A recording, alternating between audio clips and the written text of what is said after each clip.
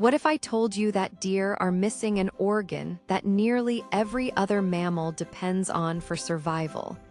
And that this strange absence holds the key to understanding their incredible evolutionary journey.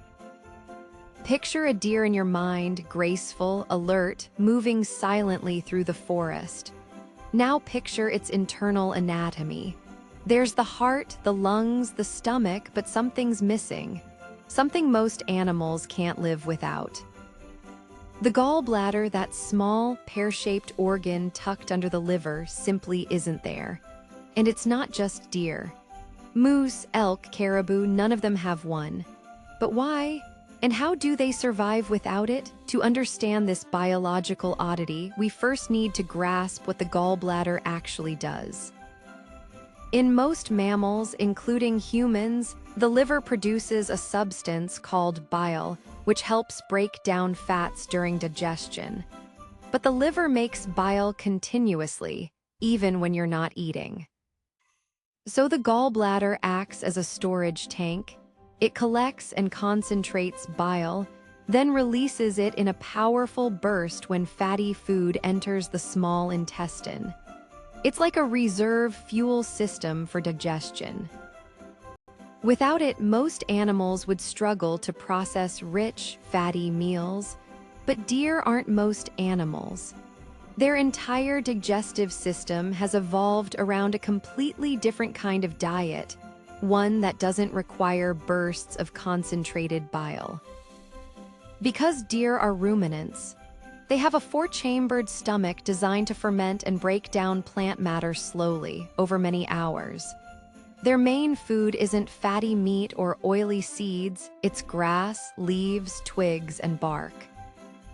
Tough, fibrous, low-fat vegetation now, here's where it gets fascinating. Because deer don't eat large, infrequent meals of high-fat food, they don't need that sudden surge of bile. Instead, their liver releases bile slowly and steadily, directly into the intestine, matching the continuous flow of partially digested plant matter leaving the stomach. It's a constant, gentle drip, not a sudden flood. And over millions of years, that steady demand made the gallbladder obsolete. Evolution removed what wasn't needed, but the story doesn't end there. Because the absence of a gallbladder is just one piece of a much larger puzzle, the puzzle of how deer became one of the most successful herbivores on the planet. Think about their lifestyle. They're grazers and browsers, constantly on the move, nibbling here and there. They don't feast and fast like predators. They eat small amounts often. That kind of feeding behavior favors a slow, steady digestive process, not one that relies on stored digestive juices released in bursts, and this isn't just a random quirk. It's part of a whole suite of adaptations that make deer perfectly suited to their ecological niche. Their long legs for escaping predators, their sensitive ears and noses for detecting danger, their seasonal antlers for mating displays, and their specialized digestive system, complete with a missing gallbladder. Each piece fits together like a carefully crafted machine. But what happens when a deer does encounter something fatty?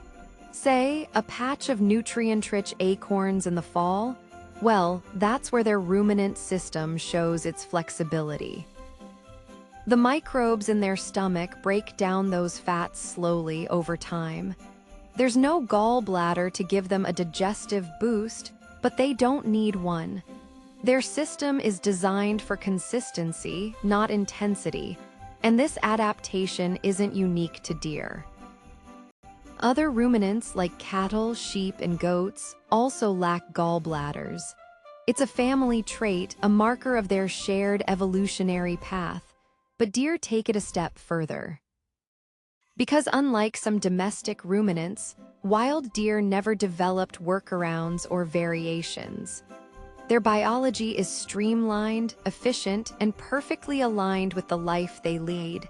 Now, you might wonder, does this make them vulnerable? If their diet changed suddenly, would they struggle? In theory, yes. A deer suddenly switched to a high-fat diet would likely have trouble digesting it, but in the wild, that almost never happens. Their behavior, their habitat selection, even their seasonal migrations, all are fine-tuned to the low-fat, high-fiber diet their bodies expect. And here's the beautiful part. This isn't a flaw or an oversight. It's a masterclass in evolutionary refinement. By losing the gallbladder, deer shed unnecessary weight and complexity. They became more efficient, more specialized. In the harsh economy of nature, every gram counts. Every unnecessary organ is a drain on energy. So deer and their relatives evolved to carry only what they need. This also explains why you'll never find a gallbladder in deer during hunting or field dressing. It's not hidden or tiny, it's genuinely absent. And that absence is a silent testament to millions of years of adaptation. A story written not in fossils or bones, but in the empty space where an organ used to be. So the next time you see a deer grazing at the edge of a forest, remember, you're not just looking at a graceful animal. You're looking at a biological marvel, a creature so finely tuned to its environment that it has discarded parts other animals still rely on. And in that subtle emptiness, we find one of nature's most elegant lessons. Sometimes less really is more. What other animal anatomical mysteries should we explore next? Drop your suggestions in the comments. And if you enjoyed this deep dive into deer biology, don't forget to subscribe to Animal Fact Vault for more wildlife wonders.